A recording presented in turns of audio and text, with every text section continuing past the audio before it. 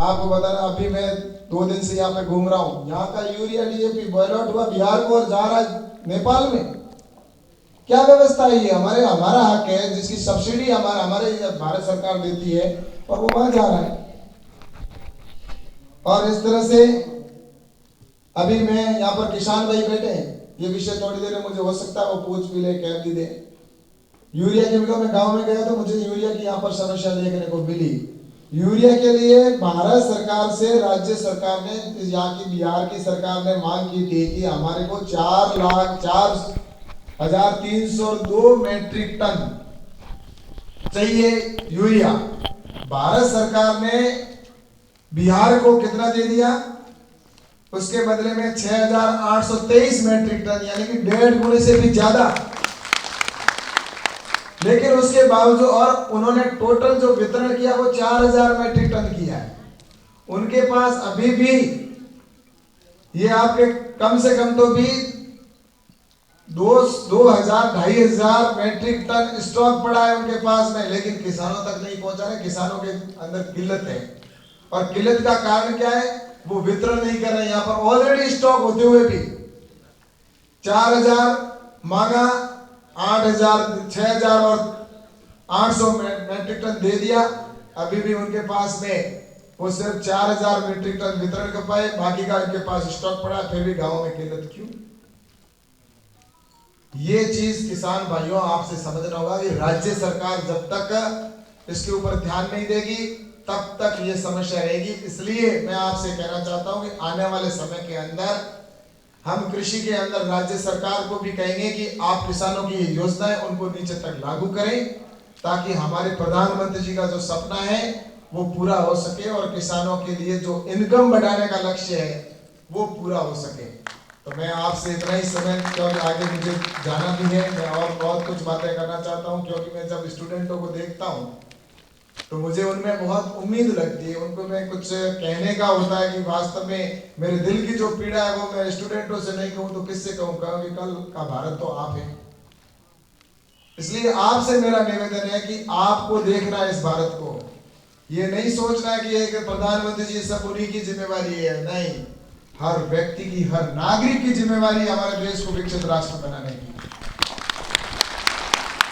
इसीलिए प्रधानमंत्री जी ने कहा, खुद ने कभी क्रेडिट खुद ने नहीं लेने का काम किया। उन्होंने कहा सबका साथ, सबका विकास, सबका विश्वास, सबका प्रयास। इसीलिए नारा दिया कि सभी का प्रयास होगा तभी हम विकसित राष्ट्र बनाएंगे। तो मैं सोचता हूं कि निश्चित रूप से आप सबसे मिलकर मुझे अच्छा लगा, और हम सब आगे जाकर अपने देश को आगे बढ़ाएंगे। और मैं भी एक किसान का ही बेटा हूँ, मुझे वो आपकी जो समस्या है वो मुझे भी पता है, और हमारी और आपकी भौगोलिक परिस्थितियां भी लगभग सेम ही है।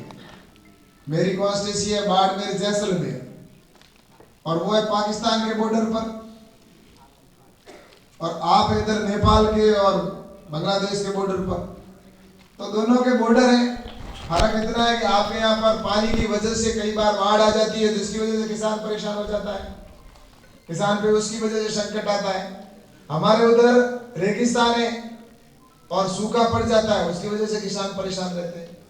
तो कुल मिलाकर हमारे और उधर की परिस्थितियां सेम, इसलिए मैं सारी चीज समझता हूँ। मैं खुद खेती करता हूँ, इसलिए मेरे को लगता है कि बिहार के अंदर बहुत कुछ करने की आवश्यकता है। बिहार राज्य सरकार को भी इसमें काम करने की आवश्यकता है, और ये सरकार जब करेगी तो निश्चित रूप से जो प्रधानमंत्री जी का जो लक्ष्य है कि किसानों को बढ़ाना, तो उसमें एक और पायदान पर हम आगे बढ़ सकेंगे। बाकी सरकार की ओर से एफपीओ बनाए जा रहे हैं, उसके आप एफपीओ के मेंबर बने।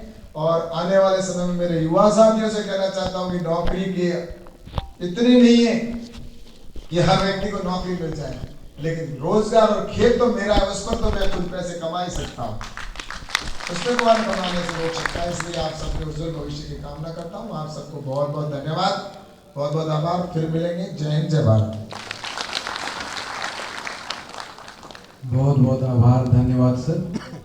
आपने बहुमूल्य समय हमारे कृषक बंधु और विद्यार्थियों को दिया, सर का बहुत बहुत आभार। और अंतिम कड़ी में है हम लोग, क्योंकि आज फ्राइडे भी है, आप लोग हमें पता है कि तो इस कड़ी में धन्यवाद ज्ञापन में मैं सबसे पहले माननीय मंत्री महोदय का मैं तहे दिल से आभार और धन्यवाद करता हूं कि सर आप सुदूर स्थित इस प्रांगण में आप आए सर, और हमारे कृषक बंधुओं का संज्ञान लिया आपने सर, और भारत सरकार के द्वारा चलाए जाए योजनाओं, और जैसा कि आज कार्यक्रम में प्राकृतिक खेती का आपने वृहद रूप से सर आपने हमारे कृषक बंधुओं को आग्रह किया कि इसमें आप आगे आइए, और विद्यार्थियों को भी। तो सर का मैं बहुत बहुत आभार और धन्यवाद हृदय दिल से कृषि परिवार की तरफ से डॉक्टर कलाम कृषि महाविद्यालय के इस प्रांगण में सभी कृषक बंधुओं की तरफ से भी मैं सर आपका बहुत बहुत आभार और धन्यवाद करता हूँ।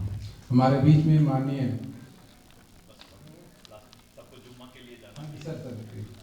माननीय सदस्य बिहार विधान परिषद सर भी हैं। सर का भी जो है बहुत बहुत धन्यवाद और आभार है कि सर ने अपना बहुमूल्य समय हमारे प्रांगण में दिया। साथ ही हमारे बीच हमारे मंच पे आसीन सभी पदाधिकारीगण, जनप्रतिनिधिगण और प्रत्यक्ष और अप्रत्यक्ष रूप से जो भी इस कार्यक्रम को सफल बनाने में अपना सहयोग दिया है, मैं आपका बहुत बहुत धन्यवाद और आभार करता हूँ। बहुत बहुत धन्यवाद। 2 बजे से हमारा प्राकृतिक खेती पे तकनीकी सत्र शुरू होगा। आप जुम्मा के लिए आप जा सकते हैं। बहुत बहुत धन्यवाद।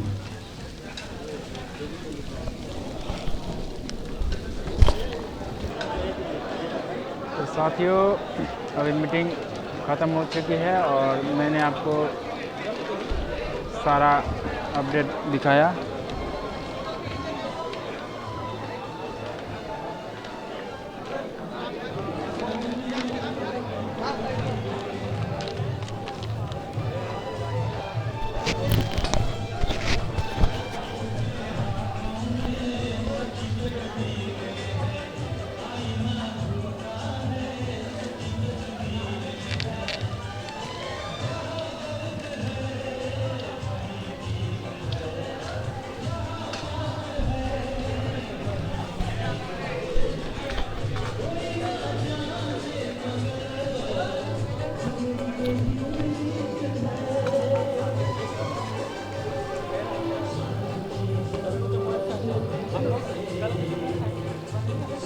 तो साथियों, इस वीडियो को यहीं समाप्त करते हैं और वीडियो देखने के लिए धन्यवाद साथियों। चैनल में नए हैं तो सब्सक्राइब करें। जय जवान जय किसान।